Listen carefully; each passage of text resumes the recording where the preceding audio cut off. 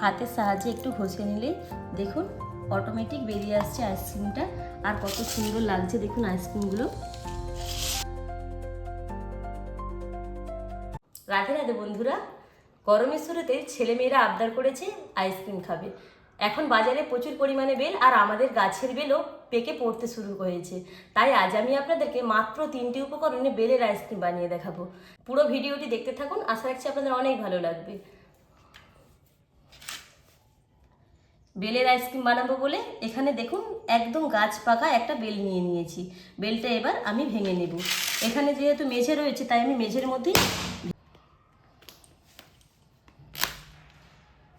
গাছ পাকা বেল বলে কতটা সুন্দর রং দেখুন।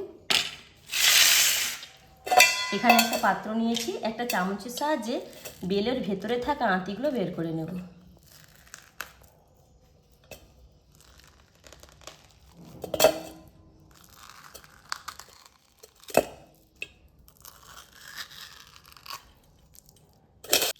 বেল থেকে পুরো কাঁদরাই আমি এখানে বের করে নিয়েছি। এবার অল্প অল্প জল দিয়ে হাত দিয়ে বেলটাকে খুব ভালোভাবে মেখে নেব। একেবারে অনেকটা জল দিয়ে মাখতে যাবেন না, তখন কিন্তু খুব ভালোভাবে মাখা হবে না। বেলের কাঁদরা আমি হাত দিয়ে মেখে নিয়েছি। এবার আর একটা পাত্রে একটা ছাঁকনি দিয়ে কাঁদরা আমি ছেঁকে নেব।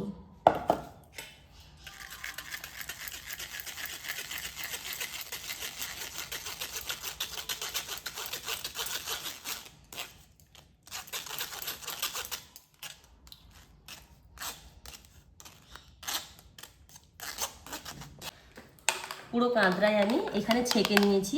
এত মোটা বেলের কাঁধ দিয়ে তো আইসক্রিম বসালে খুব একটা খেতে ভালো লাগবে না, তাই এখানে কিছুটা জল অ্যাড করছি।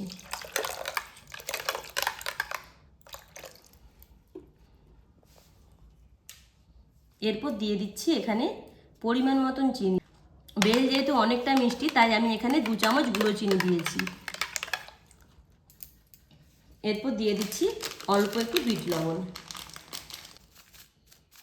একদম সামান্য অল্প একটু বিট লবণ দিয়ে দিচ্ছি। চিনি, বেল আর লবণটা খুব ভালোভাবে মিশিয়ে নিচ্ছি। বেলের কাঁদরা আইসক্রিম বসানোর জন্য পুরোপুরিভাবে রেডি হয়ে গেছে। এবার আজ আমি আপনাদেরকে দেখাবো কোনো রকম মোল্ড ছাড়াই আইসক্রিম বানিয়ে। তাই এখানে দেখুন কফি যে কাপগুলো হয় 60 ml করে, সেই কাপ আমি 6টা নিয়ে নিয়েছি। প্রত্যেকটা কাপে বেলের এই জুসটা দিয়ে দেব।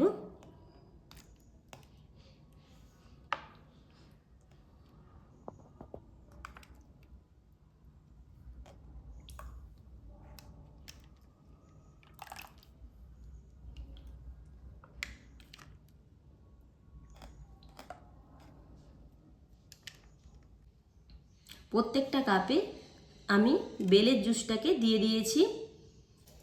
এরপর এখানে আমি ফুয়েল পেপার নিয়েছি।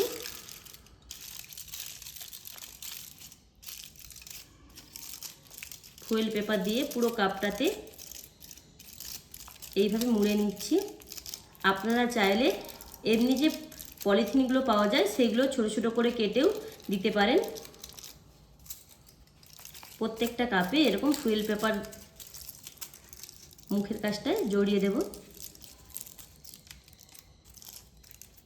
যদি আপনারা এমনি বাড়িতে থাকা পলিথিন দিয়ে করেন তাহলে ছোট ছোট করে কেটে এর ওপরে দিয়ে দেবেন আর একটা গার্ডার দিয়ে দেবেন, তাহলে খুব সুন্দরভাবে আইসক্রিম রেডি হয়ে যাবে। এবার একটা ছুরি দিয়ে মাঝ বরাবর একটু কেটে নিয়েছি। আইসক্রিম স্টিক ছিল, দিয়ে দিচ্ছি এই মাঝ বরাবর। প্রত্যেকটা একইভাবেই দিয়ে দেব।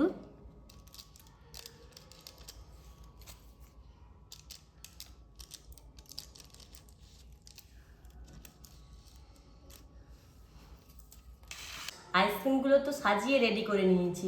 এরপর এই আইসক্রিমগুলোকে আমি 6 ঘন্টার মতন ফ্রিজে রেখে দেবো, ডিপ ফ্রিজে। ফিরে আসছি 6 ঘন্টা পর।